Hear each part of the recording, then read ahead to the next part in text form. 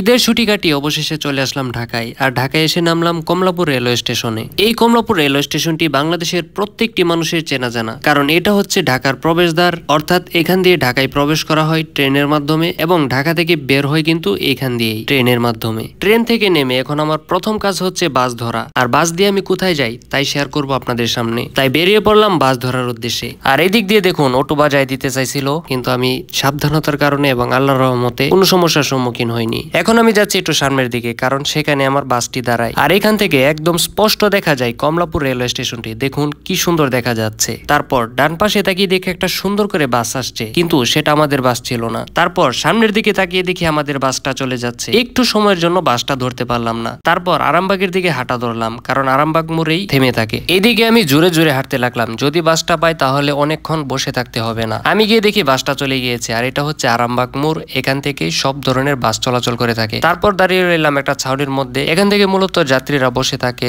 সবচেয়ে দুঃখের কথা হলো এখানে প্রায় আমি আধা ঘন্টার মতো দাঁড়িয়েছিলাম, তবুও বাস আসেনি। কারণ একটু আগে একটা বাস চলে গিয়েছে, সেটা আমি মিস করেছি। অবশেষে আমি একটা বাস পেলাম এবং সেটাতে উঠে পড়লাম এবং উঠে 2-3টা ফুটেজ নিলাম। সবচেয়ে মজার বিষয় হচ্ছে ঢাকা এখন পুরাই ফাঁকা, যানজট তো ছিলই না, একদমই রাস্তা ফাঁকা ছিল। আর ড্রাইভার মামা তো ইচ্ছা করে গাড়ি দাঁড় করিয়ে রেখেছিল যাত্রী নেওয়ার উদ্দেশ্যে। যদি দাঁড় করিয়ে না রাখতো তাহলে অল্প সময়েই পৌঁছে যেতাম আমার গন্তব্যে। তারপর বাস থেকে আমি অবশেষে নেমে পড়লাম। নেমে দেখি ভালোই রোদ, এত গরম লাগছে, আমার তো অবস্থা পুরাই খারাপ। দেখেন আমার ফেসের অবস্থা কি হয়েছে। আর এদিকে দেখি ফুটপাতের যে দোকানগুলো হয়েছে এই দোকানগুলো সম্পূর্ণ বন্ধ। ঈদের সিজনে তারা প্রচুর পরিমাণে ব্যবসা করেছে, তাই তারা এখন ঈদের ছুটিতে আছে। সবাই একদমই ক্লান্ত, তাই এখন সবাই রেস্ট করছে। এই এরিয়াটাতে প্রচুর পরিমাণে ফুটপাতে কাপড় বিক্রি হয়ে থাকে। এখন কিন্তু মোটামুটি সবই বন্ধ, কারণ এখন ঈদের ছুটি চলছে। আসলে ঢাকা শহরের মানুষগুলো তাদের পরিবারের সাথে ঈদ করার জন্য গ্রামে চলে যায়। তারা ঈদ করে, আনন্দ করে, উল্লাস করে, তারপর আবার ঠিক ঢাকায় চলে আসে। এই সময়টাতে এসে তারা কিন্তু আবার সে ঢাকাতে চলে আসবে, কারণ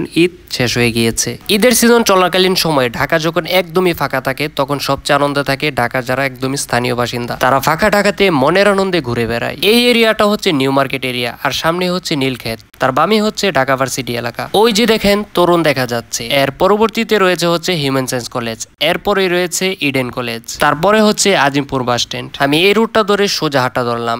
এই রুটটা অত্যন্ত পরিষ্কার পরিচ্ছন্ন, আর এই রুটটাতে গাড়ির পরিমাণও একদমই কম থাকে। এই রুটগুলো দিয়ে হাঁটতে অনেক বেশি ভালো লাগে, তাই আমি এই রুটগুলো দিয়ে সবসময় হাঁটি।